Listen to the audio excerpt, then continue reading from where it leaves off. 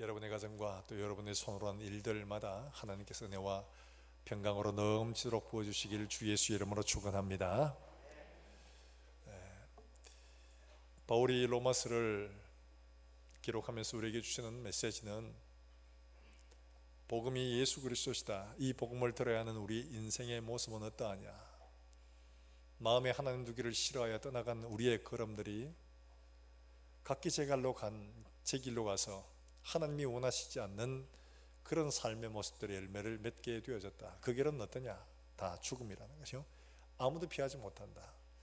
이방인들도 그렇고 하나님의 말씀을 받은 유대인들도 동일하게 그 마음에 하나님 두기를 싫어해서, 이방인들은 하나님을 아예 애시당초 모르게, 유대인들은 말씀을 받았지만 그 말씀이 주인되는 게 아니라 자기 열심으로, 자기의 노력으로, 자기의 의지로 말미암아 하나님을 기쁘시게 할 수 있다고 생각을 하고 따라갔던 그 길이 결국에는 율법에 약속된 메시아가 오기로 한 것을 결국에는 배신을 하고 팔고 그를 십자가에 못 박아 죽이는 이런 결과들을 낳게 된 거죠.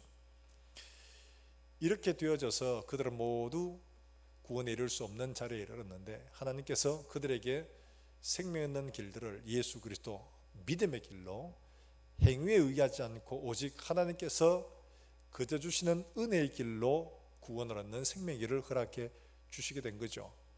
예수 그리스도를 믿게 되면 이제는 그 믿음으로 말미암아 살게 되는 모든 사람들에게 영원한 죽음과 사망의 권세에서 해방되어져서 생명의 길로 옮기도록 하나님께서 허락해 주시게 된 겁니다. 그러면 이제 이렇게 구원받은 우리는 하나님 앞에 어떻게 살아야 되냐? 내가 내 마음 속에 하나님을 드러내고 내가 주인 되어 살던 이 삶에서 나를 드러내고 하나님을 내 삶의 주인으로 모셨으니, 이제는 내가 하나님의 소위 하나님의 영을, 하나님을 모신 하나님의 거룩한 성전이 되어졌으니까 성전의 본질적인 임무, 하나님을 예배하는 이 삶, 이제는 하나님을 예배하는 내 삶이 되어져야 된다. 그게 로마서 12장 1절의 말씀이죠. 그래서 우리에게 뭐라고 말씀하고 있느냐? 그러므로 형제들아, 내가 너희 하나님의 모든 자비하심으로 너희를 구원하노니 너희 몸을 하나님이 기뻐하시는 거룩한 산 제물로 드리라. 이는 너희가 드릴 영적 예배니라. 우리가 드릴 영적 예배의 삶이 바로 이것이다 라고 우리에게 말씀을 해주고 있습니다.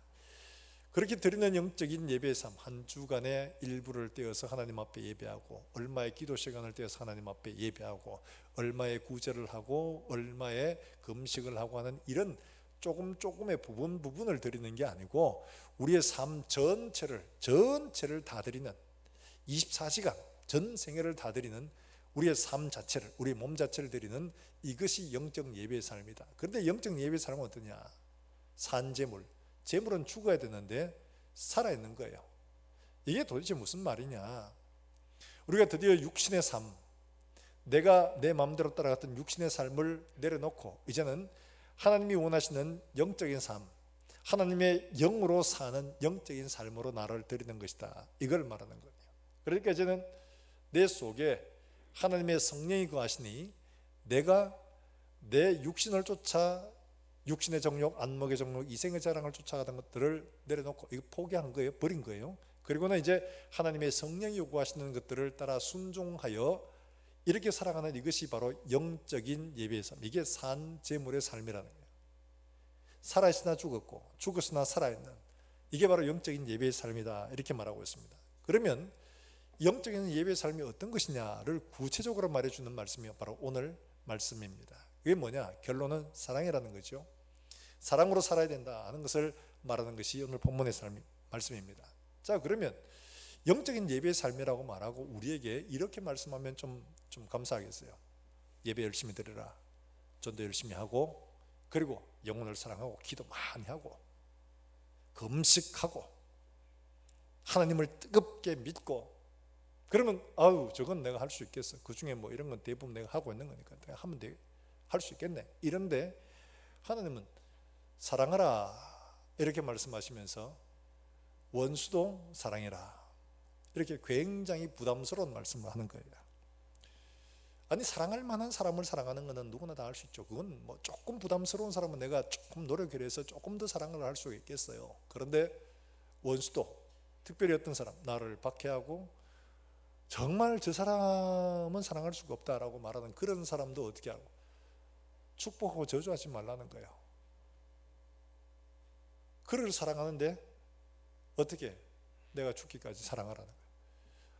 이거는 도저히 너무 부담스러운 말씀이에요. 아니 어떻게 이런 일들을 가능하냐. 예수님께서 산상수훈에서도 뭐라고 말씀하십니까? 산상수훈에서 말씀하시기를 내 이웃을 사랑하고 내 원수를 미워하라 하였다는 것을 너희가 들었으나 나는 너희에게 이르노니, 이렇게 말씀합니다. 유대인들에게 사랑할 만한 사람과 미워할 사람은 구분되어 있었습니다. 사랑할 수 있는 사람은 유대인들이에요. 동족이에요. 그래 미워하는 사람은 이방인들이에요. 하나님을 모르는 사람은 당연히 미워하는 겁니다. 그렇게 해야 정상인데 예수님 뭐라고 말씀하시냐. 나는 너희에게 이르노니 너희 원수를 사랑하며 너희를 박해하는 자를 위하여 기도하라.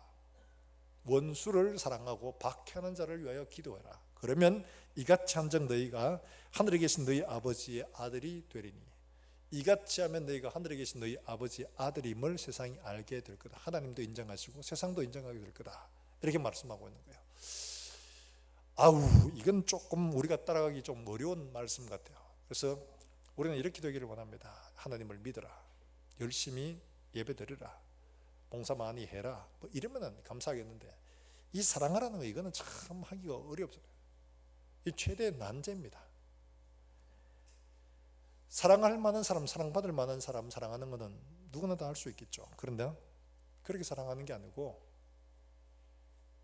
원수까지 사랑하라는 건 도저히, 아마 여러분들도 여러분의 삶들 속에 도저히 용서할 수 없는 사람들도 한 사람쯤은 있을 겁니다. 미워하지 않으나 용서할 수가 없는 사람은 있을 수가 있습니다. 그게 심지어 내가 될 수도 있습니다. 자기 자신이. 하나님은 이런 사랑을 우리에게 요구하고 계시는데 이게 우리가 불가능할 것 같으면 하라고 말씀도 안 하시겠죠. 아무런 보조장치도 없이 그거 해 이러면 그거 일어설 수 없는데 어떻게 됩니까? 할 수가 없겠죠. 그러나 하나님은 할 수 있기 때문에 우리에게 말씀을 하시고 명령을 하고 계시는 거예요. 왜냐하니까 내 속에 이미 육에 속한 사람은 포기를 했고 내 속에 하나님의 성령을 모셨기 때문에 하나님을 섬기는 사람은 하나님의 영으로 할 수가 있다는 것을 우리에게 전제적으로 말씀을 해주고 있는 겁니다. 그래서 12장 9절 말씀에 이렇게 말씀하고 있죠. 사랑에는 거짓이 없나니 악을 미워하고 선에 속하라. 이렇게 말씀합니다. 사랑이라는 게 뭐냐? 사랑은 거짓 없는 거다. 여기 사랑이라는 말이 아가페입니다. 예수님께서 베드로에게 부활하신 후 나타나셔가지고 네가 나를 아가페 하느냐 물으셨는데 베드로가 뭐라고 합니까? 네 주님, 내가 주님 아가페 합니다 말하지 않지요. 내가 주님 필레오 합니다 이렇게 말합니다. 필레오 형제간의 사랑, 우애, 주님 말씀하시는 그 사랑에 내가 못 미치겠습니다. 두 번째 예수님 물으십니다. 네가 나를 아가페 하느냐? 내가 너를 사랑한 것처럼 네가 나를 사랑하느냐? 두 번째도 베드로가 말합니다. 주님, 내가 주님을 필요하는 줄 주님이 아십니다. 내 요구밖에 사랑 못하는 걸 주님 아시지 않습니까? 세 번째 예수님 물으십니다. 그러면 네가 나를 필레오 하느냐? 이렇게 물으십니다. 베드로가 이때 자기가 가지고 있는 이 필레오도 의심이 되는 거예요. 그래서 내가 주님 모든 걸 다 알지 않습니까? 이거밖에 되지 못합니다. 그렇게 고백합니다. 근데 오늘 여기 나오는 이 말씀의 사랑 아가페입니다. 주님이 우리를 사랑하시는 거예요. 사랑에는 이와 같다. 뭐라고 말하죠? 거짓이 없다. 이 거짓이라는 말은요, 가멘 쓴다는 이런 표현입니다. 그러니까 위장하고 아니면서 그런 체하거나 이런 거예요. 이런 말에서 부정어가 붙어서 꾸밈이 없는, 가식이 없는 이런 말로 사용을 하고 있는 말입니다. 그러니까 사랑은 꾸밈 없고 가식이 없다. 우리 보통 이런 거 잘하잖아요. 전혀 뜻도 없는데 사랑합니다, 반갑습니다, 존경합니다. 밥 먹을 생각 전혀 없는데 밥 한번 나중에 먹읍시다. 우리 그렇게 익숙하게 하잖아요. 그렇죠?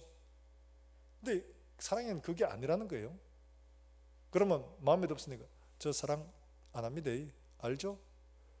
제 마음에 원 안 있는 거 알죠? 그럼 이렇게 하라는 이야기인가요? 그게 아니죠. 그래서 그 다음에 나오는 말이 악을 미워하고 선에 속하라 이렇게 말합니다. 사랑의 속성이에요. 악과 반대되는 선에 속하는 거. 이 속하다는 이 말이 어떤 말인가 하니까 이 선에 속하다는 이 말은 악교를 말하는 단어였어요. 악교 알죠? 짝 달라붙이는 거. 이 악교같이 거기에 짝 달라붙는 걸 말합니다. 선에 완전히 속하는 거. 이 선은 뭐냐? 선이라는 인간의 도덕적인 윤리적인 이런 선을 이야기하는 게 아닙니다. 마태복음 19장에서 한 청년이 젊은이가 나와서 예수님께 이런 묻습니다. 예수님, 선한 선생님이여 이렇게 부릅니다. 내가 어떻게 하여야 영생을 얻으리까? 선한 선생님이여. 그때 예수님께서 그렇게 말씀하지 않고 네가 어찌 나를 선하느냐? 선한 이는 한 분밖에 없으니 하나님밖에 선한 이가 없다 이렇게 말합니다. 그러면 이 말씀은 어떤 말씀이에요? 선한 이는 하나님이 선하시고 하나님은 이꼴 선 이랬는데 네가 나를 선하다고 했으니까 네가 나를 하나님이라고 말하든지 그렇게 해야 맞는 거다 이 말이거든요. 네가 나를 하나님이라고 말해야 되고 내가 선하다고 말하면 그렇게 해야 정상이다 이 말이에요. 그러시면서 하나님은 선이시다 이렇게 말합니다. 그러면 하나님은 선이시고 선은 사랑이고 사랑은 곧 선이고 등식이 성립하는 거죠. 요한일서 4장의 말씀에 이걸 분명히 말씀을 해주고 있습니다. 뭐라고 말씀하시냐? 요한일서 4장 7절부터 8절의 말씀에 보면 이렇게 말씀합니다. 여러분 요한일서를 보면 요한은 예수님의 제자 요한이에요.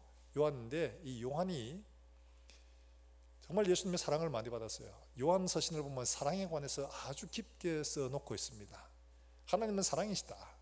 하나님은 이런 분이시다. 이 사랑이 우리에게 어떻게 전달해졌는가? 이거를 아주 깊게 써놓고 있어요. 요한일서 4장 7절과 8절 말씀 우리 한번 같이 볼까요? 요한일서 4장 7절과 8절입니다. 이런 말씀에 여러분 줄 꺼져 있지 않으면 좀 빨간 줄 딱 쳐놓고 여러분 외우고 있어야 됩니다. 요한일서 4장 7절 8절 말씀을 같이 한번 읽습니다. 시작. 사랑하는 자들아 우리가 서로 사랑하자. 사랑은 하나님께 속한 것이니 사랑하는 자마다 하나님으로부터 나서 하나님을 알고 사랑하지 아니하는 자는 하나님을 알지 못하나니 이는 하나님은 뭐예요? 사랑이시다. 하나님은 사랑이시다. 그러므로 선에 속한 것은 곧 사랑이고 사랑 곧 하나님이시고 하나님은 선이시고 이 삼각 등식이 성립하는 거죠. 하나님은 사랑이시다. 하나님께로부터 사랑이 왔는데 사랑하는 사람은 하나님으로부터 온 사람이고 사랑하지 않는 사람은 하나님으로부터 온 사람이 아니다. 단정을 합니다. 왜냐? 하나님을 사랑하고 하나님으로부터 왔는데 하나님의 사랑을 모른다. 그걸 할 줄 모른다. 그건 거짓말을 하는 거예요. 그건 꿈이네. 꾸며낸 거예요. 그런 척하는 것뿐이에요. 그 사랑은 반드시 하나님이 그 속에 있으면 반드시 나오게 되어 있다는 거예요. 이걸 우리에게 말씀을 해주고 있는 겁니다. 세상에는 사랑에 대한 많은 정의들이 있습니다. 사랑은 느낌이다. 사랑은 주는 것이다. 사랑은 이런 것이다. 사랑은 저런 것이다. 이런 여러 가지 이야기를 많이 하죠. 그러나 성경은 분명히 말합니다. 사랑이란 뭐냐? 세상 속에 남녀 간에 혹은 부모 간에 친구 간에 있는 흔한 사랑의 그런 정의와는 완전히 다른 거죠. 사랑은 하나님이시다. 하나님이 사랑이시다. 하나님 그분을 보면 사랑이 어떤가를 알게 된다. 이런 말입니다. 그 하나님이 어디에 있어요? 내 속에 계십니다. 그러면 이 속에 계신 하나님이 우리를 뭘로 바꿉니까? 사랑으로 바꾸시는 거죠. 그래서 우리의 모든 삶에 사랑이 드러나게 되어져 있다는 것을 말하고 있는 거거든요. 자, 이렇게 하나님은 사랑이시다라고 말하고는 그러면 우리가 어떻게 사랑을 해야 하느냐? 그게 나오는 말씀해 보면 10절부터 13절까지는 사랑이 지체 간의 사랑을 좀 더 이렇게 설명을 해주고 있고 그 다음에 14절부터 21절까지는 좀 더 길게 우리를 박해하는 사람, 우리 원수된 사람들에 대한 사랑을 어떻게 해야 하는가를 말해주고 있습니다. 자, 먼저 10절의 말씀에서 뭐라고 말씀을 하고 있는가? 10절의 말씀에 먼저 형제 간의 사랑을 하는데 이렇게 사랑을 하라고 말씀하고 있죠. 같이 한번 읽어봅니다. 시작.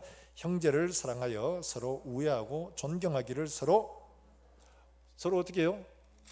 먼저 하라고 말하고 있습니다. 서로 먼저. 우리는 어떻게 하기를 바라요? 내가 먼저 하기를 바랍니까? 먼저 받기를 바랍니까? 받고 싶죠. 누구나 다 그래요. 저 사람이 나를 사랑하면 아 그래 내가 내 사랑 받아줄게. 나도 너를 사랑하고 네 사랑하는 거 봐가 내가 너를 사랑해준다. 네가 하는 거 봐가 내가 너를 한다. 이런 게 사람의 사랑입니다. 그런데 하나님이 우리에게 말씀하시는 것들은 형제를 우애하고 존경하기를 어떻게 해요? 먼저 하라고 이야기합니다. 먼저. 이건 왜 그러냐? 하나님이 우리에게 먼저 그렇게 하셨기 때문에 그런 겁니다. 하나님이 우리를 먼저 사랑하셨기 때문에 우리에게 먼저 사랑하라고 우리에게 말씀을 하고 계시는 겁니다.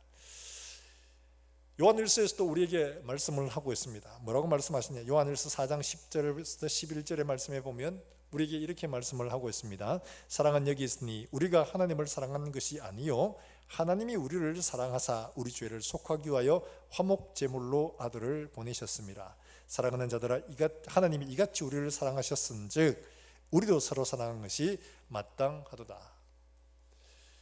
하나님이 우리를 먼저 사랑하셨기 때문에 우리도 그렇게 하는 것이 마땅하다 하는 이런 말씀입니다. 하나님이 우리를 사랑했기 때문에 그렇다는 거예요. 내가 먼저 하나님을 사랑한 게 아니고 하나님이 우리를 먼저 사랑했기 때문에 그 사랑을 받은 우리가 형제를 그렇게 먼저 사랑하는 것이 마땅하다 이렇게 말합니다.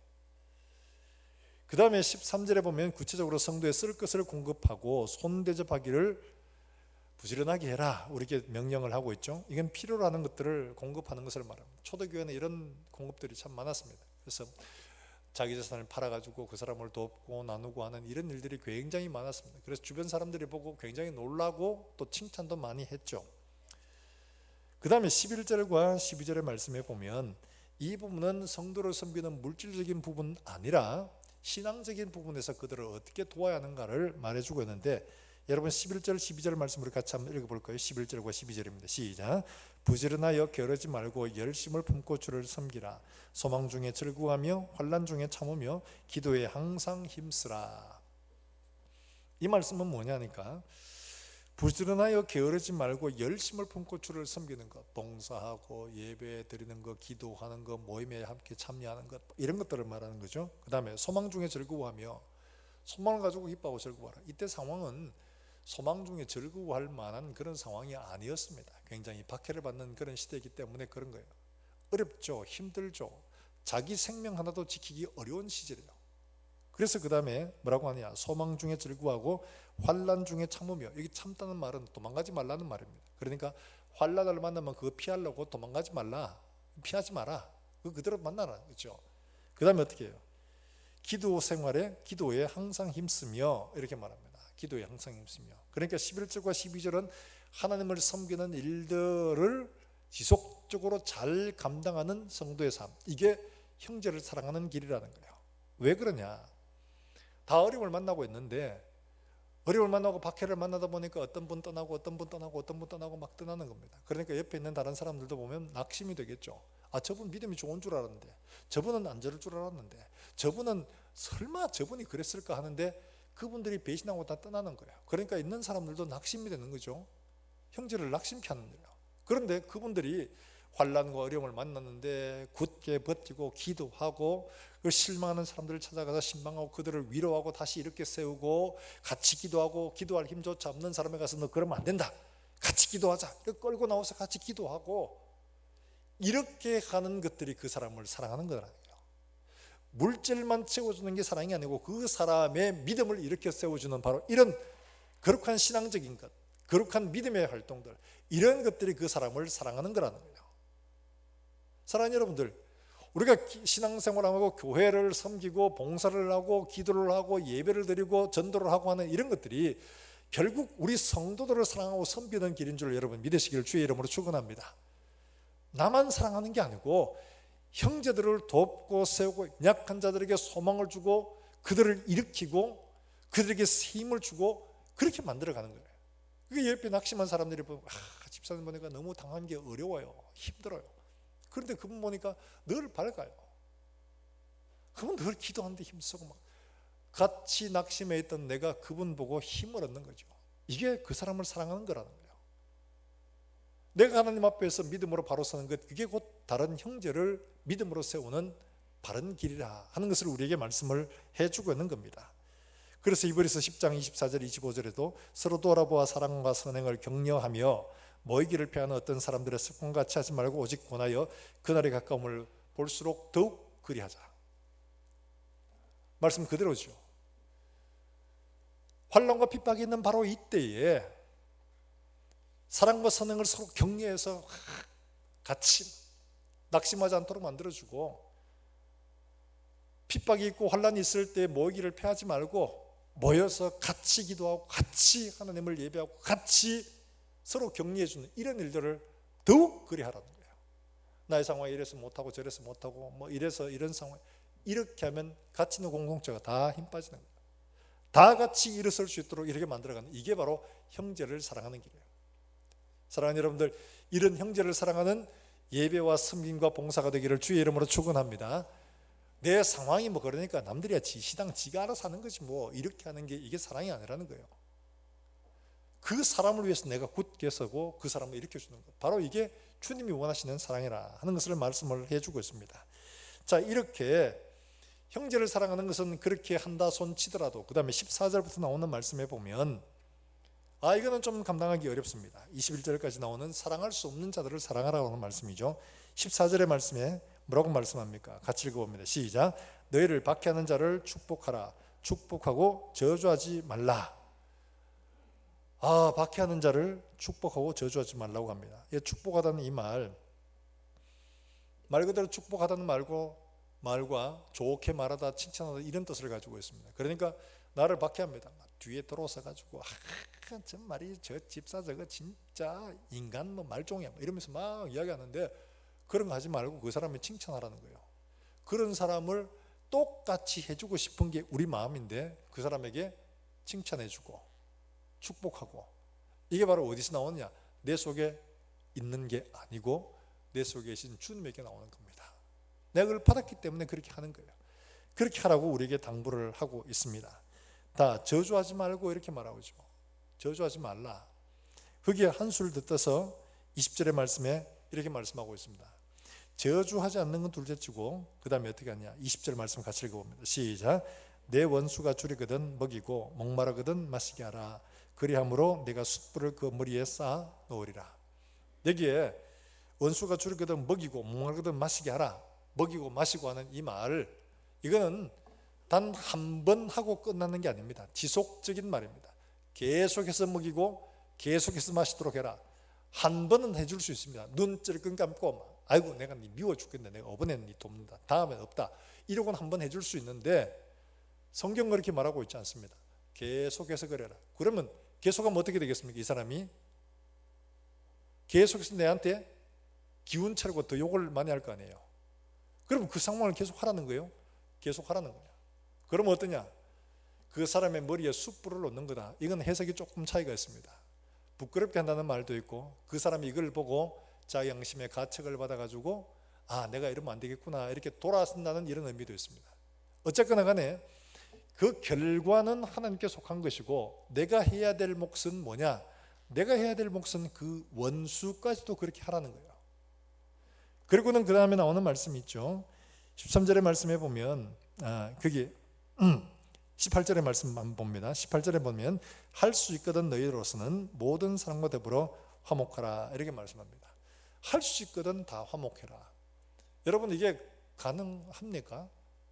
원수를 사랑하는 것도 사실 불가능한데 요거는 일부는 가능할 수 있습니다. 예를 들자면 그 사람이 내한테 밉지만은 저 사람이 내한테 주요 고객이에요. 그러니까 저 사람이 돌아서면 경제가 좀 어려워질 수 있습니다. 그렇기 때문에 어쩔 수 없이 그 사람에게 화목한 척하는 것은 가능할 수 있습니다. 내가 저 사람에게 덕볼 게 있으니까 그래서 그 사람을 화목하게 지내는 이런 경우들이 있을 수도 있거든요. 그런데 모든 사람들을 그렇게 하기는 굉장히 어려운 말씀이죠. 원수를 사랑하고 축복하고 저주하지 말라, 이거는 거의 불가능하다고 봐야 되겠죠. 이런 일들을 말씀하고 있습니다. 그 이유가 왜 그러냐? 그 이유가 그게 나오는 말씀에서 이렇게 말씀하고 있습니다.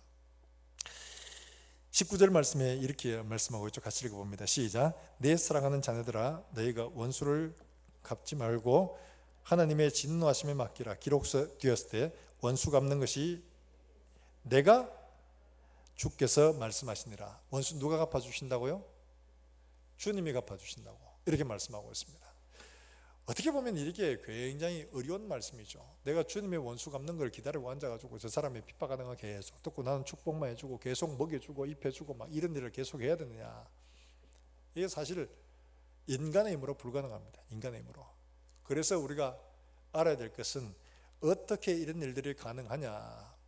우리에게 9절 말씀에서 그 이유를 일부를 설명을 하고 있습니다. 9절에 다시 한번 볼까요? 9절입니다. 시작. 사랑에는 거짓이 없나니 악을 미워하고 선에 속하라. 악은 어떻게 해요? 미워하고 선에 어떻게 해요? 속하라. 아까 말씀드렸다시피 속하다는 말은 악어라는 말에서 나온 말이에요. 그러니까 선에 쫙 달라붙어 있어라 이런 말이죠. 선에 쫙 붙어서 절대로 떨어지지 마라. 우리의 힘으로는 절대로 할 수 없는 이야기입니다. 절대로 할 수 없는 그런 하나님의 명령입니다. 그런데 우리가 선에 딱 달라붙어 있으면 이게 될 수 있다는 거예요. 근데 이 말의 그 형태를 보면, 동사 형태를 보면 악을 미워하고, 이건 능동으로 되어 있어요. 선에 속하라, 이거는 수동으로 되어 있어요. 말이 안 맞는 것 같죠. 왜냐하니까 선에 속하는 게 능동으로 되면 악을 미워하는 것은 수동으로 자연적 그래 된다고 하는 것이 논리적으로 맞습니다. 내가 하나님께 속해졌더니만은 악을 미워하게 되어지더라, 이게 정상이죠. 근데 악을 미워하는 건 능동으로 되어 있고 선에 속하는 것은 수동으로 되어 있어요. 이게 왜 이렇게 쓰여져 있을까? 선에 속하는 건 우리의 힘으로 되어지는 건 아니라는 거죠. 이거는 하나님이 은혜를 주셔야지만이, 하나님이 우리에게 베풀어 주셔야지만이 가능한 일이거든요. 초대교회 성도들을 보면 그들이 나누고 막 베풀고 자기 자산을 팔고 하는 게 그들 스스로 아무것도 안 받았는데 이걸 했냐? 아니었어요. 그들이 모여 하나님 앞에 기도하는 가운데 성령 충만 받으니까 그 다음에 어떤 일이 벌어졌냐? 자기 자산을 팔아서 다 내놓고 나누고 구제하고 베풀고 하는 삶을 살게 된 거죠. 달리 말하면 그들에게 일어났던 이 모든 일들은 선에 속한 것으로 말미암아 되어진 일들이에요. 그래서 마태복음 11장 28절 우리가 잘 아는 것처럼 예수님은 우리에게 말씀합니다. 수고하고 무거운 짐진 자들아 다 어디로 가요? 내게로 오라 말씀하고 있습니다. 그러면서 말씀하시기를 뭐라고 하느냐? 나는 마음이 온유하고 겸손하니 나의 멍에를 먹고 내게 와서 배우라 이렇게 말씀합니다.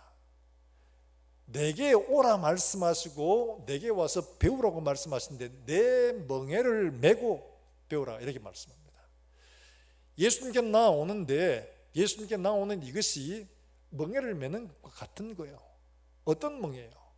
이 어떤 멍에냐니까 베드로가 우리에게 분명히 말해주고 있습니다. 그냥 예수님께 나 나아갑니다 이러고는 손 들고 나 나아갔습니다 이러고는 가만히 있으면 모든 게 다 되냐? 그게 아니라 베드로는 우리에게 분명히 말합니다. 사도행전 2장 38절 말씀에 이렇게 말씀하고 있습니다. 한번 여러분 찾아보실까요? 사도행전 2장 38절입니다.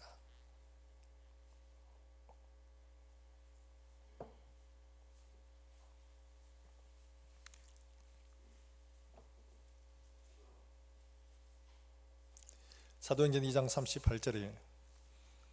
베드로가 사람들에게 한 말이에요. 그들 군중들에게 설교를 하면서 하는 말씀인데 같이 한번 읽어봅니다. 시작. 베드로가 이르되 너희가 회개하여 각각 예수 그리스도의 이름으로 세례를 받고 죄 사함을 받으라. 그리하면 성령의 선물을 받으리니. 성령의 선물이 그냥 떨어지는 게 아니고 멍에를 메야 되는데 그 멍에가 뭐냐? 회개하는 겁니다. 회개하는 것. 여러분 회개가 쉽다고 생각하십니까? 어렵다고 생각하십니까?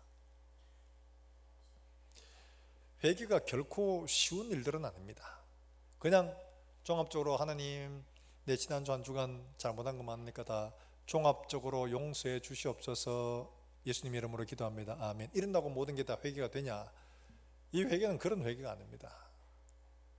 지금 이들이 모여가지고 예수님이 말씀하신 멍에를 진다는 것은 회개하는 수고가 필요하다는 거예요.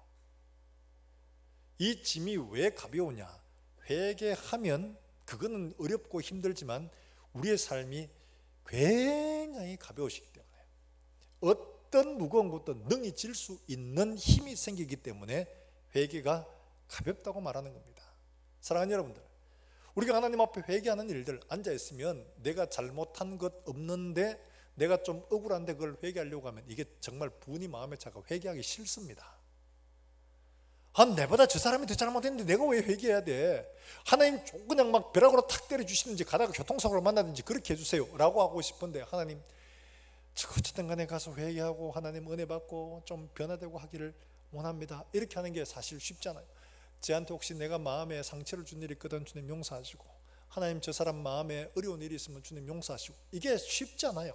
그런데 하나님의 성령으로 이렇게 되는 것들은 이거 하지 않으면, 이거 하면 하나님의 성령이 우리 가운데 오셔서 우리로 이렇게 하나님의 일들을 할 수 있게 해 주신다는 겁니다. 할렐루야. 사랑하는 여러분들, 그리스도의 사랑이 우리에게 부은바되는 것은 주님 사랑 주세요 이런다고 뚝딱 되어지는 게 아니라 하나님 앞에 회개하는 삶으로 말미암아 성령이 우리 가운데 오실 때 가능한 줄로 믿으시기를 주의 이름으로 축원합니다. 초대교회 성도들이 그랬잖아요. 그렇게 된 건 그들의 도덕성이 탁월해서 교양이 풍부해서 절대로 아닙니다. 그들은 자격 없는 사람들이에요. 예수님이 신문당할 때 전부 다 한 사람도 그 사람들이 예수님을 위해서 변호하지 않았지 않습니까? 예수님이 골고다를 십자가를 지고 올라가실 때 그에게 물 한 모금 준 사람 그 누가 했습니까? 예수님이 고난을 당할 때 그들이 아무도 그게 동참하지 않았어요. 심지어 제자들조차도 여기에 깨어서 나와 함께 있으라 해도 다 자고 있던 사람들이에요. 다 도망갔던 사람이에요. 어떤 누구도 그게 자기 있는 사람은 없습니다. 근데 그런 사람이 어떻게 이게 가능했더냐? 오늘 말씀처럼 성령이 그들에게 가운데 임하시니까 그런 일들이 가능하다는 거예요. 우리가 원수를 사랑하고 그들을 미워하지 않고 축복하고 저주하지 않을 수 있는 것, 이런 것 우리의 힘으로 가능하지 않습니다. 하나님의 성령이 우리에게 부음받아서 하나님의 사랑이 얼마나 크다는 것을 우리가 깨닫게 되어지면, 내가 그것을 받았으니까 나도 그렇게 해야 된다는 사실이 내 마음속에 새겨지게 되기 때문에 하는 겁니다. 사랑하는 여러분들, 우리 마음속에 하나님의 사랑이 성령으로 깨달아진 바 되어져서 주님이 우리를 사랑하신 것처럼 그렇게 먼저 사랑할 수 있는 이런 우리 성도들이 될 수 있기를 주의 이름으로 축원합니다. 이게 하나님께서 우리에게 명령하신 겁니다. 사랑하는 여러분들, 우리가 우리 주변에서 돌아볼 때에 정말 그럴 만한 사람이 좀 있으면 좋겠어요. 본받을 만한 사람, 저 사람 보니까 진짜 본받을 만해, 이러면 얼마나 좋겠습니까? 그럼 그분 있으면 집사님 보니까, 장로님 보니까, 권사님 보니까 예수님 사랑 덩어리 같아요, 이러면 얼마나 좋겠습니까? 물론 있으면 좋지요. 그런데 바울은 뭐라고 하느냐? 너희는 나를 본받는 자가 되라 라고 말하는데, 나를 본받는 자가 되라는 건 나 자신이 어떤 면을 본받으라 하면, 내가 그리스도를 본받는 것처럼 너희도 나를 본받으라. 달리 말하면 내가 그리스도를 본받아 살려고 하는 이 노력하는 이 모습, 그걸 너희가 나를 본받으라는 이 말이에요. 내가 그리스도를 본받아가는 이 모습처럼 너희도 그리스도를 본받아가도록 해라, 이 말이거든요. 그래서 바울은 에베소 교회, 빌립보 교회에 말하죠. 너희 안에 이 마음을 품으라, 이렇게 말하지 않습니까? 이 마음을 품으라. 그리스도의 예수의 마음이니, 그리스도 예수의 마음이니, 하나님의 성령은 그리스도 예수께서 우리에게 행하신 일들을 깨닫게 하시고 눈을 열어 보게 하시고 우리의 마음을 감동하시고 순종하도록 말씀하시고, 웬만하면 아멘해도 눈치껏 해도 되는데 그까지 안 하시는 분들은 눈치가 없는 겁니까? 하나님이 우리에게 보여주시고 듣게 하시고 따르게 명령하실 때 순종하여 가시기를 주의 이름으로 축원합니다. 우리가 하나님 앞에 완고한 것도 하나님 내놓습니다. 하나님, 내 힘으로 도저히 사랑을 할 수가 없습니다. 내 힘으로 도저히 따라갈 수가 없습니다. 하나님, 내가 잘못된 것 깨닫게 하시고, 하나님 정말 이거 회개하고 하나님 앞에 내어놓은, 하나님 내게 은혜를 베풀어 나로 성령으로 주님 따라 이렇게 사랑하는 사람 되게 해주옵소서. 이 기도가 우리의 기도가 되기를 주의 이름으로 축원합니다. 마음속에 내가 먼저 사랑하는 게 억울하니까 못하는 거죠. 내가 손해보니까 못하는 거죠. 주님 사랑, 주님 십자가, 그리스도를 마음에 품으면 주님 하신 것 보면 할 수 있습니다.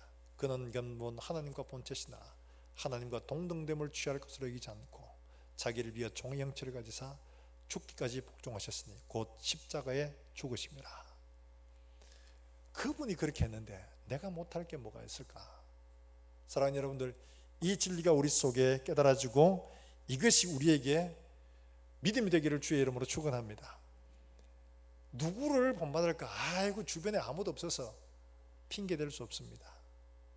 우리에게 그리스도 예수만이 모범이시고 따라가야 할 교사시고 우리의 앞서가신 주님 되시는 줄로 믿으시기를 주의 이름으로 축원합니다. 사람을 따라가면 사람은 누구나 다 가면 냄새가 나게 되어 있습니다. 그 사람 잘한다 싶어 가보니까 내가 원하지 않는 또 다른 면이 있어요. 그것 때문에 실망을 하는 거죠. 사람 따라가면 실망합니다. 오직 예수 그리스도만이 우리에게 참된 본을 삼고 따라가기를 주의 이름으로 축복합니다. 뿐만 아니라 성도를 사랑하는 것뿐만 아니라 원수를 사랑하는 데 있어서 선으로 악을 이기라고 우리에게 말씀을 하고 있죠. 21절 말씀 우리 다시 한번 더 읽어보겠습니다. 21절입니다. 시작. 악에게 지지 말고 선으로 악을 이기라.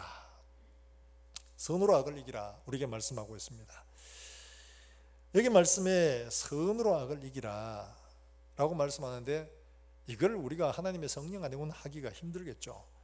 우리가 박해를 당하고 모욕을 당하고 손해를 보고 사실 초대교회 성도들은 예수를 믿는다는 그 자체는 거의 죽음을 강요하는 거나 마찬가지입니다. 공직에 나갈 수 없어요. 재산 빼앗길 수 있습니다. 가다가 무턱대고 구타를 당하고 모욕을 당하고 감옥에 갇힐 수도 있습니다. 쥐도 새도 모르게 죽을 수도 있습니다. 혹은 원형 경기장에서 사자와 싸워야 될 수도 있습니다. 이게 그리스도인 되는 길입니다. 이게 쉽겠어요? 쉽지 않겠죠.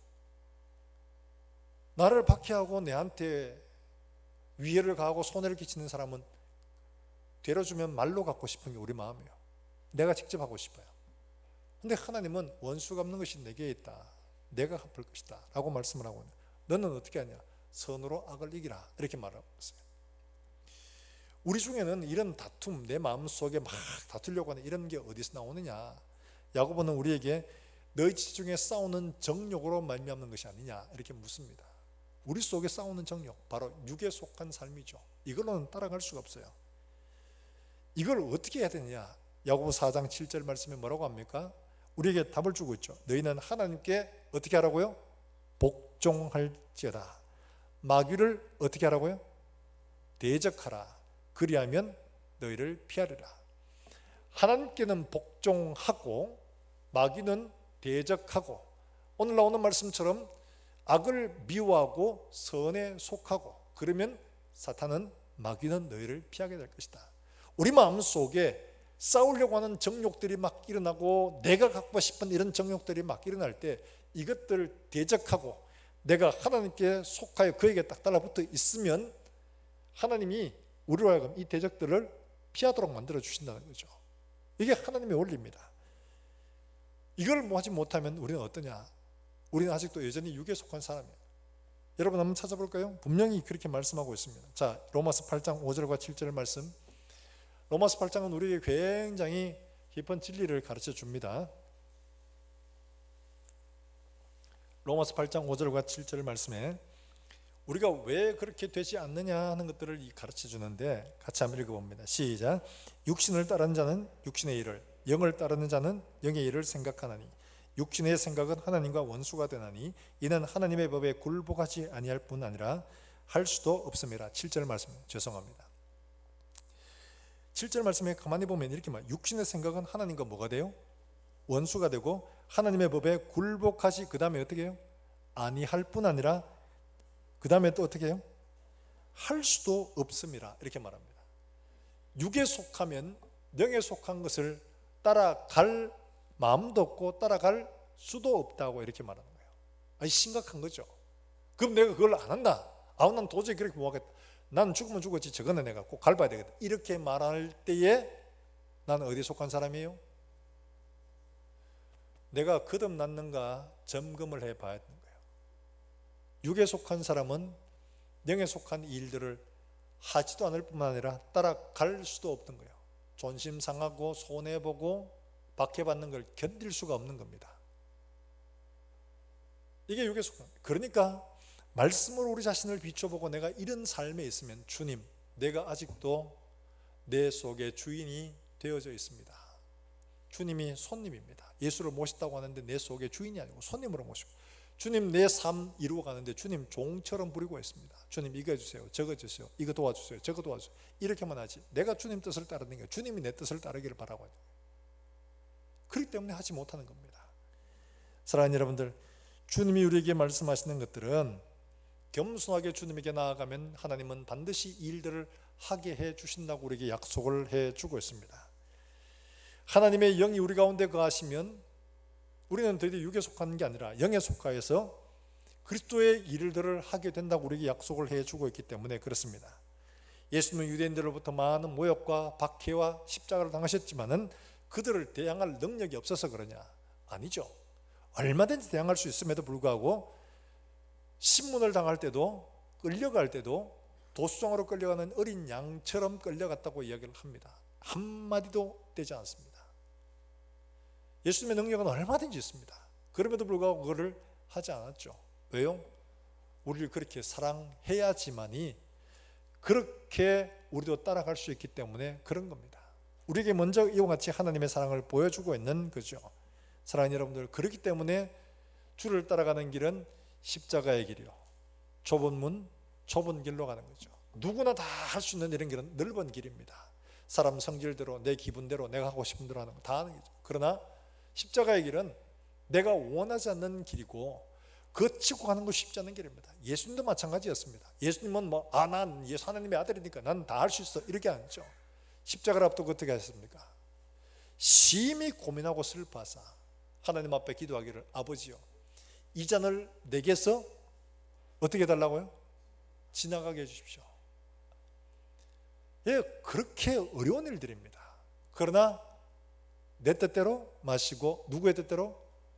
아버지의 뜻대로 되기를 원하나이다. 내 힘으로 할 수 없습니다. 하나님, 내 능력으로 할 수 없습니다. 하나님, 내가 죽어야지만 이 일들을 가능합니다. 죽음으로 죄의 권세를 깨트리는 것 외에는 길이 없기 때문에 주님은 그 길을 가시는 거예요. 이길 수 있는 건 심판은 누가 하는 거냐? 하나님이 하시는 거예요. 내가 갚는 게 아니고 하나님이 갚는 거예요. 마지막 그날에 하나님께서 훨씬 더 크게 공정하게 갚아주신다고 약속을 하고 있습니다.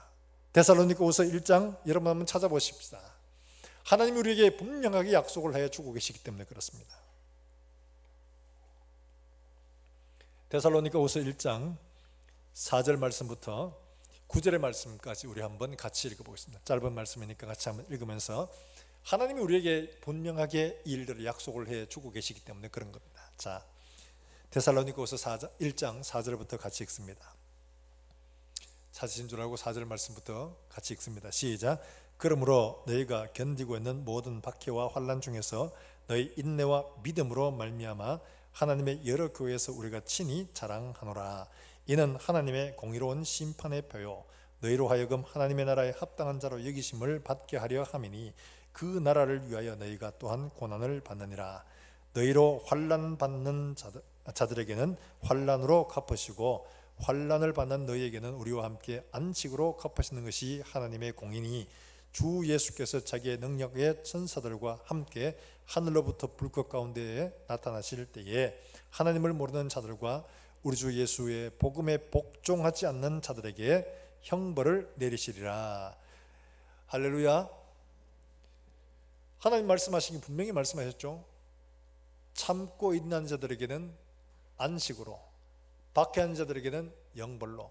근데 이게 참 엄청나게 큽니다. 조금 참았더니만은 영원한 것. 바울이 말했죠.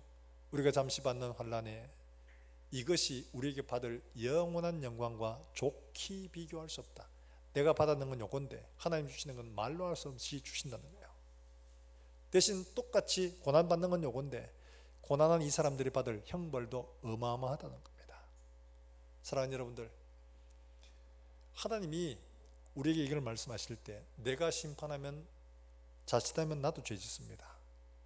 내가 그 사람들이 안 갚음을 하면 나도 죄 가운데 들어갑니다. 그럼 나도 같이 하나님의 심판의 대상이 될 수밖에 없어요. 그래서 심판은 하나님이 하신다라고 말씀하고 있는 겁니다.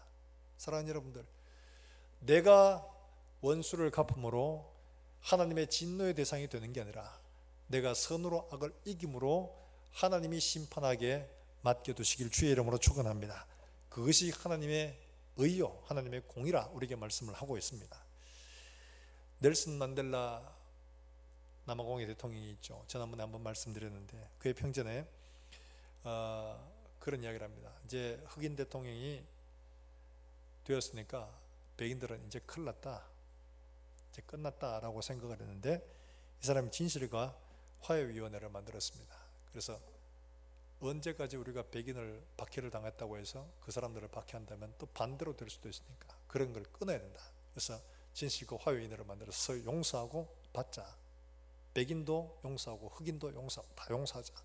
이렇게. 그런데 사람들이 반대를 많이 했죠. 너무 당한 게 억울하니까. 그럼 생각을 해보세요. 이걸 용서할 수가 있습니까? 지금도 뭐 이런 흑백 차별이 많죠. 지금 미국도 아시안계에 대한 테러들이 나눠가지고 굉장히, 제 친구도 그래요. 제가 지난주에 말씀드렸다시피 제 친구가 불안해가지고 그주는 그래도 안전한데, 안전하고 평가하는 데인데도 불구하고 어디 밖에 나가는 게 두렵다는 거예요. 계속 주변을 살피게 되는 거예요. 혹시라도 누가 오면 저거 혹시 테러할까봐 이렇게 떨어져. 그래가지고 한국에 나오고 싶다고 이야기를 해요. 그럴 할 만큼 상황이 그렇더라고요. 하물며 이런 사람들이에요. 이런 말할 수가 없죠. 이가 막 갈리는. 그런데 근데 거기에 이 사람들은 다 용서하기로 마음을 먹고 또 그렇게 정책을 펴면서 이렇게 했습니다. 누구든지 자기의 잘못을 공개적으로 인정하고 법정에서 시인하면 그가 행한 것들을 다 묻지 않고 다 용서해 준다, 이거였어요. 근데 거기에 이제 드 브렉이라는 사람이 나오는데, 이 드 브렉이라는 사람은 어떤 사람? 경찰이었습니다. 근데 이 사람이 잘못한 게 뭐냐? 당시 18살 되는 흑인이죠. 소년을 죽였습니다. 총으로 쏴서. 그리고 그 죽인 시신을 완벽하게 소위 말해서 포장하기 위해서, 증거를 남기지 않기 위해서 괴를 불에다가 돌렸습니다. 바베큐를 한 거죠. 사람 바베큐를. 얘가 죽고 난 다음에 8년 뒤에 그 집에 다시 와가지고 이번에는 그 집에 앞에 마당에다가 불을 피워놓고 남편을 또 그렇게 했습니다. 이번에는 엄마까지 세워놓고. 여러분, 아들을 죽인 사람이 자기 남편을 자기 눈앞에서 그렇게 죽이는 것, 불에다가 이렇게 태우는 걸 보면 여러분 어떤 마음이 들까요? 그 사람 용서할 수 있겠습니까? 하나님 저걸 어떻게 용서해요? 라는 마음이 들겠죠. 용서할 수가 없습니다. 이야기를 했어요. 다 했습니다. 그랬더니만은 그 아이와 남편을 잃은 그 아주머니가, 그분도 역시 흑인이죠. 그분이 이야기를 합니다. 뭐라고 하느냐 하니까, 이분에게 할 이야기를 하라고 이제 법정에서 얘기를 하니까 이분이 이 세 가지를 이야기합니다. 하나는 남편을 그렇게 불 때 붙던 그 자리에서 죄를 모아가 시신을 장례할 수 있도록 해달라는 것 한 가지하고, 또 하나는 뭐냐 하니까, 내 가족을, 내 사랑하는 사람들 전부 다 죽였지만은 그와 함께 나눌 사랑이 내 속에 아직 있기 때문에 한 달에 2번씩은 우리 집에 와서 식사를 같이 하면서 함께 사랑을 나누자, 이런 얘기를 합니다. 그리고 세 번째는 뭐라고 하느냐, 그가 하나님의 용서를 받아야 한다는 것과 하나님의 용서를 빌면 용서해 주신다는 것을 알도록 해서 그가 용서받은 사람으로 하나님 앞에 살도록 바란다는 거예요. 이 세 가지를 이야기합니다. 여러분, 어떻게 이게 가능한 일이겠습니까? 반면에 여러분, 지난번에 한번 소개했던 밀양이라는 영화죠. 아주 옛날의 영화인데, 서울에 살던 이 전도연 배우죠. 이 사람이 이제 밀양으로, 남편 죽고 이제 밀양으로 내려와서 남편의 고향에 다 정리하고 이제 피아노관을 합니다. 아들 하나를 데리고 왔습니다. 그런데 이 아들 하나가 그만 놀다가 납치가 되고, 그리고는 납치범한테 살해를 당했습니다. 시신 유기가 된 거예요. 결국에는 이 남자를 체포를 했습니다. 잡았는데 감옥에 들어갔죠. 남편 죽고 아들 잃고 이 아들이, 이 아줌마의 마음에, 젊은 아줌마가 이 상처가 얼마나 크겠습니까? 내 아들이 납치범한테 가서 죽었다. 이거 뭐 말할 수 없는 그런 거죠. 기껏해야 이제 뭐 초등학생 1학년, 2학년, 7살 뭐 이래 된 아이더라고요. 용서할 수가 없어요. 견딜 수 없는 마음에 고통스러워할 때 그 약국에 있는 그 부부가 이분을 교회로 인도합니다. 신앙으로. 그래서 이분이 신앙생활을 하면서 마음의 평안을 다시 찾고 안정을 찾고, 그리고는 정말 하나님의 사랑과 용서를 받고 그를 용서하기로 마음을 먹었습니다. 그러고는 이제 용서하기로 마음을 먹고 그 감방에 간 거예요. 갔는데 그 사람과 면회를 하는데 그 사람의 표정은 이 사람이 기대했던 것과 전혀 다른 거예요.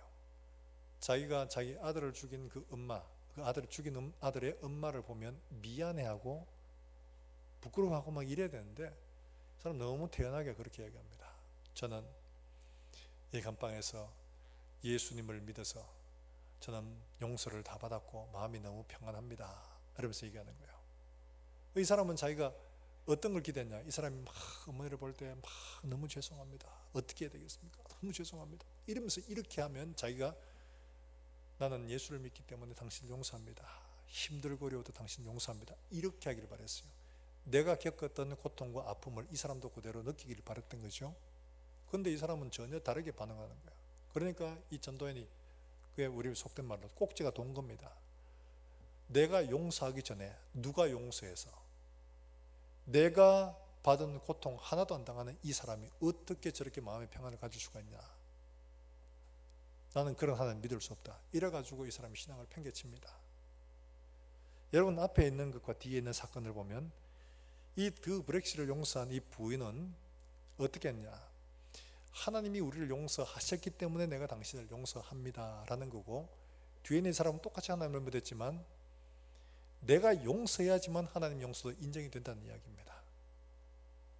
누가 주인입니까? 하나님이 주인입니까? 내가 주인입니까? 우리의 삶들 속에 종종 이럴 때가 있습니다.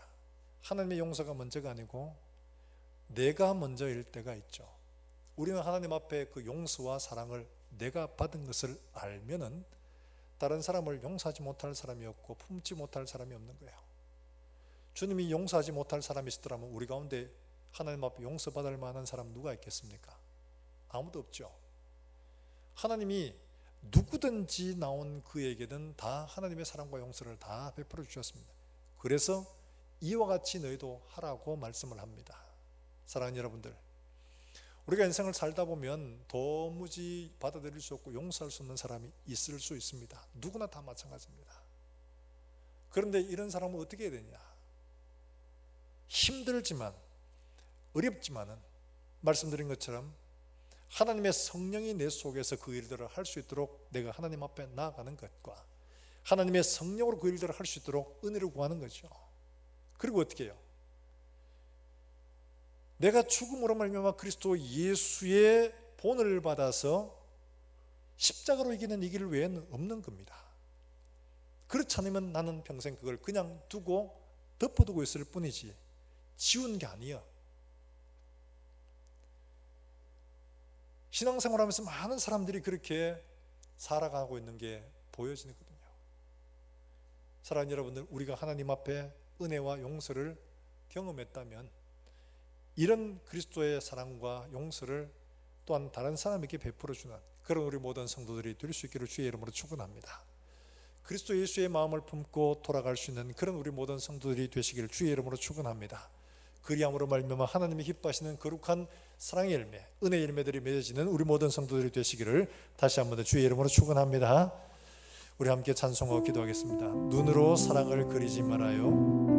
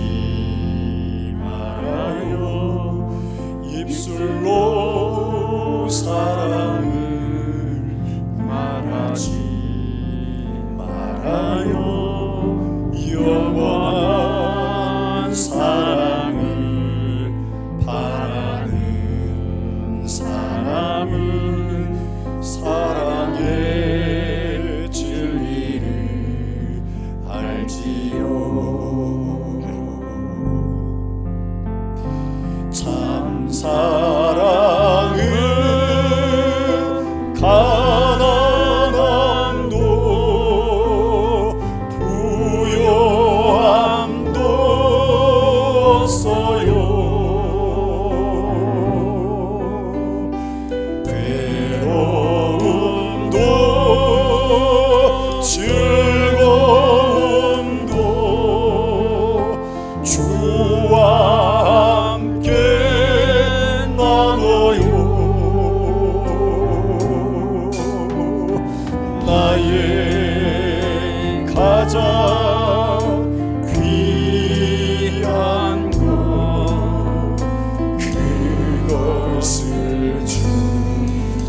참 사랑은 가난함도 부유함도 없어요.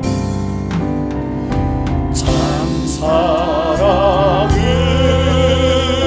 가난함도 부유함도 없어요.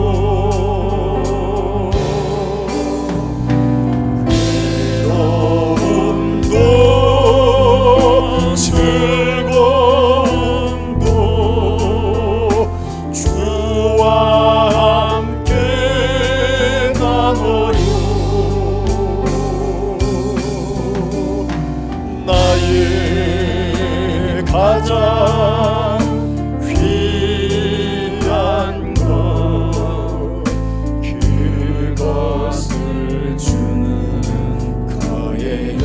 우리가 함께 기도하실 때 우리가 하나님의 말씀하신 거룩한 산제사로 드리는 영적 예배의 삶을 살기 위해 하나님께서 우리에게 베푸신 그 사랑으로 우리의 공동체를 사랑하고 또한 우리를 박해하고 우리를 핍박하는 자들을 사랑하는 그런 사랑의 삶을 살아낼 수 있도록 하나님 은혜를 베풀어 주시기를 원합니다. 하나님의 성령으로 우리 가운데 충만케 하셔서 그리스도 예수를 본받아 배워서 그리스도와 같이 이와 같이 사랑할 수 있는 심령들이 될 수 있도록 하나님 은혜를 베풀어 주시기를 원합니다. 하나님 아버지, 우리 속에 미워했던 것, 우리 속에 쌓아두었던 것 하나님 다 허물게 하시고 그리스도 예수의 사람으로 하나님 육을 따라가는 것이 아니라 영을 따라가는 사람을 살아낼 수 있도록 주님 축복해 주시기를 원합니다. 하나님 아버지, 때로는 우리의 목숨을 요구할 때 하나님 아버지 그것을 내놓음으로 주님처럼 죽고 십자가로 승리하는 이런 삶을 살아낼 수 있도록 주님 은혜를 베풀어 주시기를 원합니다. 그리하여 마침내 사랑의 열매로 하나님 앞에 열매를 맺어 하나님 앞에 드릴 수 있는 믿음의 삶을 살아낼 수 있도록 주님 축복해 주시옵소서. 우리 한 목소리 함께 통성으로 기도하며 나아가겠습니다. 하나님 아버지 은혜를 감사합니다. 우리가 사노라면 우리가 용서하지 못할 사람들을 많이 만나기도 하는데 하나님 아버지, 우리가 이런 일들을 만날 때에 하나님 아버지 주께서 우리에게 말씀하시는 것들을 듣고 깨닫고 그리스도 예수를 보다 하나님께서 우리를 먼저 사랑하신 것처럼 사랑하고 십자가의 그 사랑으로 하나님 사랑할 수 있는 믿음도 우리 속에 낳게 해주시기를 원합니다. 너희 안에 이 마음을 품으라 말씀하신 주님, 우리 속에 십자가의 사랑 주님을 묵상하며 그 사랑이 우리의 마음속에 하나님 아버지 새로워지게 하시고 하나님의 성령으로 말미암아 깨달아지고 발견되어지고 충만케 하여 주시기를 원합니다. 하나님 아버지, 하나님의 사랑으로 충만하여 우리도 하나님 아버지 그리스도를 위하여 십자가에 못 박히기까지 부활의 승리하기까지 순종하는 믿음으로 나아갈 수 있도록 주님 은혜를 베풀어 주시옵소서. 육에 속한 사람은 하나님의 뜻을 순종할 수도 없고 굴복할 수도 없다고 말씀하신 것처럼 육에 속하여 하나님 나는 도무지 할 수가 없습니다. 하나님 앞에 거역하는 것이 아니라 믿음으로 순종하고 주님 길을 따라가서 주님과 같은 사랑의 열매, 은혜의 열매, 생명의 열매를 맺어갈 수 있도록 주님 은혜를 베풀어 주시기를 원합니다. 우리의 남은 삶이 하나님 앞에 사랑의 삶으로 하나님 아버지 그리스도의 성령의 삶의 열매를 맺어가는 우리 모든 권속들이 되게 주님 인도하여 주시옵소서. 하나님 아버지 은혜를 감사합니다. 오늘 우리에게 주신 이 말씀처럼 우리가 하나님 앞에 드릴 영적 예배의 삶, 우리가 공동체를 사랑하고 우리를 박해하는 자들을 위하여 축복하고 그들을 사랑으로 품는 이런 삶을 살아낼 수 있도록 우리 사랑하는 모든 성도들에게 은혜를 더해 주시옵소서.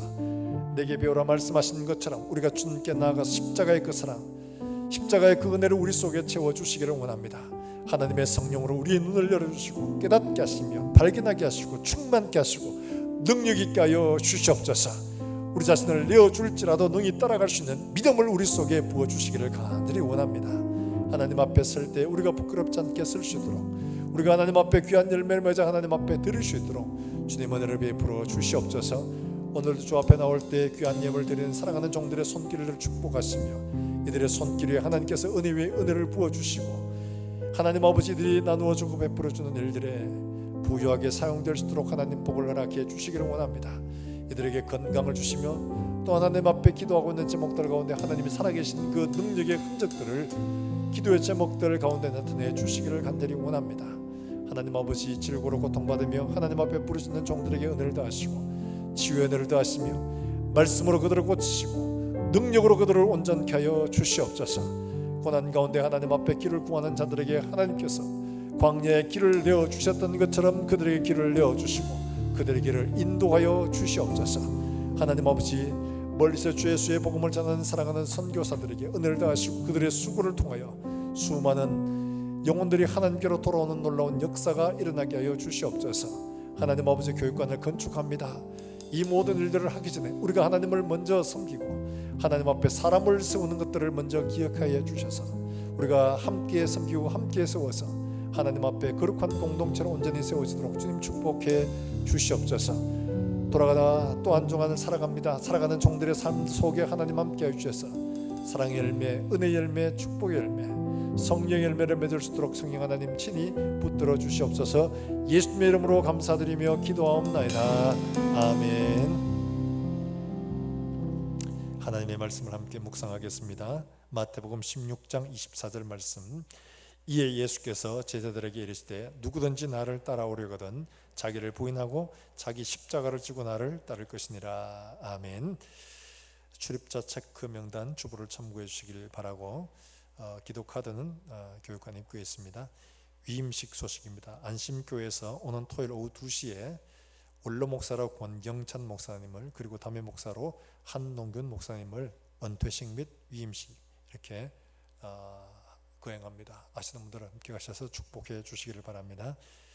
우리 김기환, 김차영 성도님의 가정에 하나님께서 귀한 아들을 선물로 주셨습니다. 축하해 주시기를 바라고, 지금은 조리원에 가 있어서 적어도 얼마 동안 있어야 되지 않겠나 싶습니다.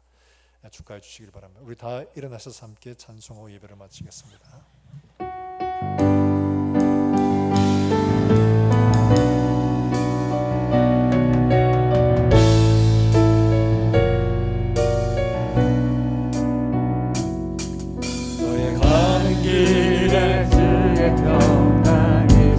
평강의 왕 함께 하시니